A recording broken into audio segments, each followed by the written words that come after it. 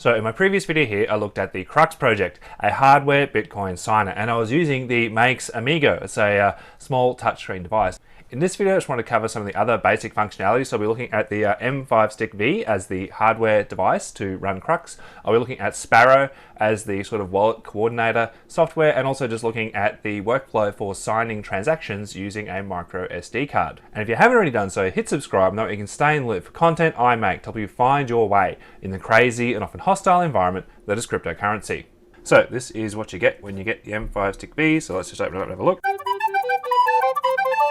Now, this is the M5StackV, and it's actually really tiny. And basically, that is the device there. And just for comparison's sake, this is the Maix Amigo. That's the device I looked at last week. And if we stick it alongside a Ledger Nano X and a Trezor 1, you can see that this is really a very small little device, similar in size to these, but does have all the same functionality that we looked at last time for Krux. So let's get this going. Now, in terms of the software that we are going to flash onto this device, it's exactly the same firmware that we used in my previous Krux video, and the verification process for it is exactly the same as well. The only difference is going to be that the command we use will be slightly different because of the different hardware that we are using. So let's just jump to that now. So if we just plug that in for the very first time using any old USB-C cable. Ooh. There we go. M5Stick.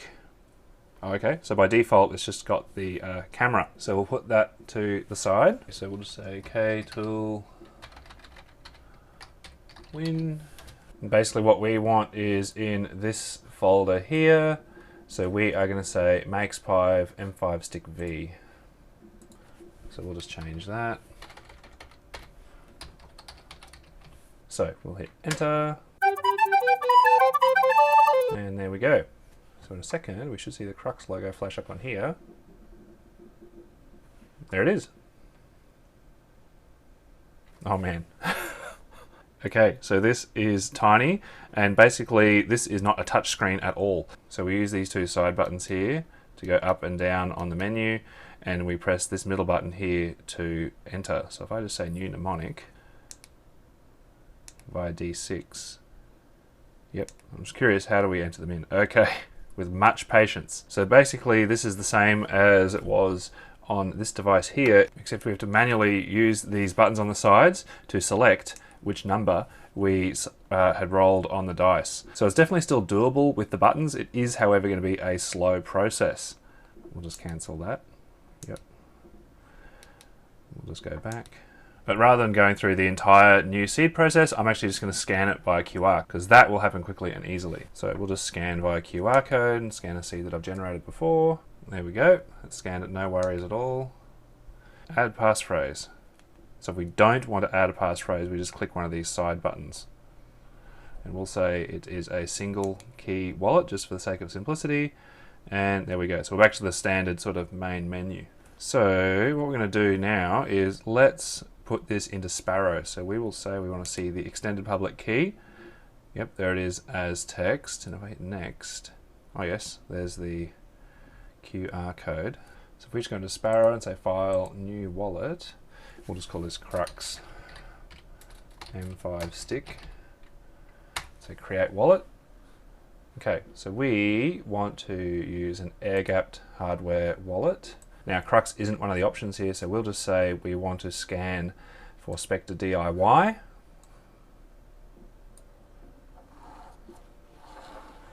And let's see if it, oh wow, there you go. And that actually picked it up just there, just like that. So we'll just say apply. Won't worry about a password. Okay, so if I want to receive some Bitcoin, I can now just go into Sparrow and just say receive. And if we want to verify that address, we can just click on the address in Sparrow, which will show it to us nice and big, and we'll say scan address.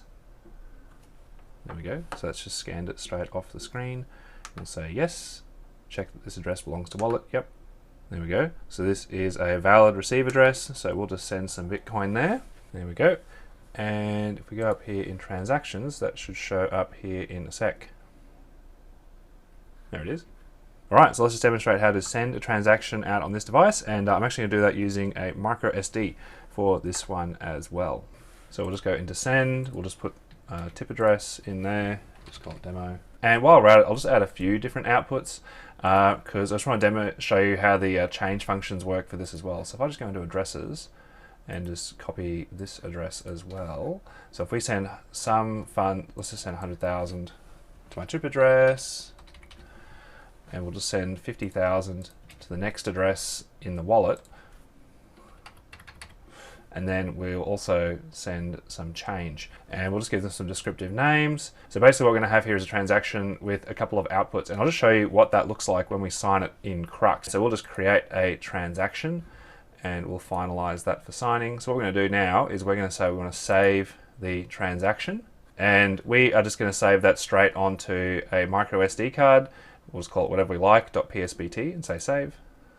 So if we take our microSD card with our PSBT file on it, and it goes into here with the text facing up, you won't be able to get it in the other way, and it goes in. You will get a bit of resistance, but it does have like a sort of a standard microSD spring mechanism. There we go. So that's in there now.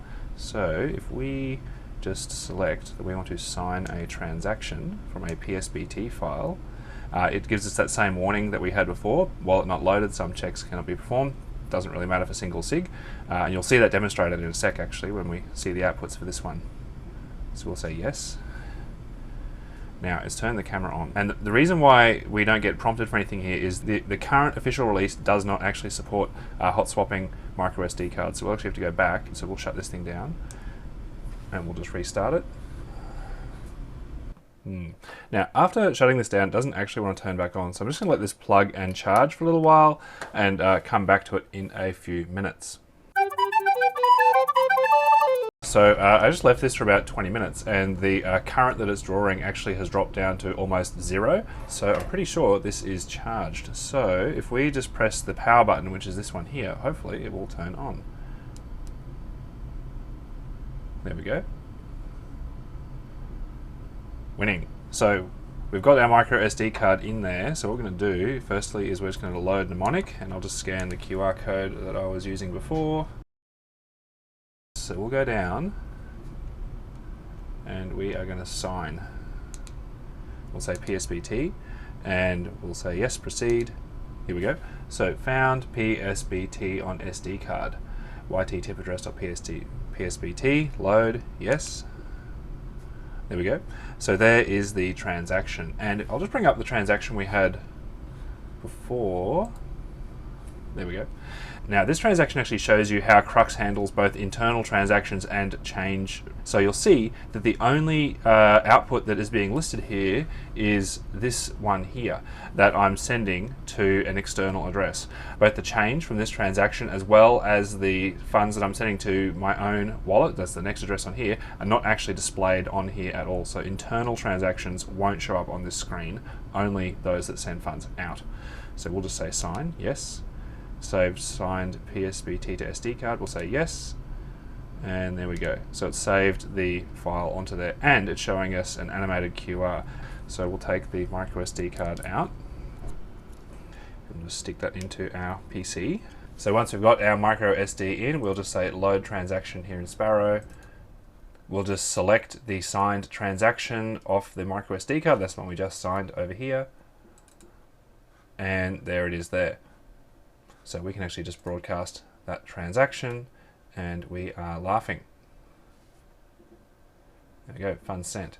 So there you go. That is the M5StickV running Krux. Certainly a much smaller device, especially compared to the Maix Amigo. One of the key challenges with the M5Stick is just how slow it is to actually input things like a seed phrase or even entropy into the device. That said, the reality for most of these stateless devices, whether it's a SeedSigner, whether it's Krux or anything like that, is that the best sort of user experience for these kinds of devices is when you are storing your seed as a QR code rather than just entering it in each time. That said, if you're using one of these stateless devices as either a backup or as part of a multi-sig quorum, you may not find yourself in a situation where you're needing to restore the seed into them very often anyway. However, the M5StickV is very small, it is very discreet, and has all of the same functionality as its larger counterpart. Last thing I want to mention with these sorts of DIY devices is that the same sort of limitations with the physical security that I mentioned in my previous Krux video and with my SeedSigner video also apply it to this device. If you think this would be a useful part of securing your Bitcoin, I've got an affiliate link in the description where you can buy one of these devices and help me out in the process. Likewise, if you've got any questions with this specific device or you've had any issues trying to set one up, just leave a reply in the comments. I do my best to reply to everything. Thanks for watching. I hope that was helpful. Hit like if you think that other people would find this video useful, and hit subscribe if you'd like to be kept in the loop about future content I make that helps people stay safe in the crypto space and to recover if they get into trouble. If you have any questions about this video or a topic that you'd like me to cover, just leave a reply.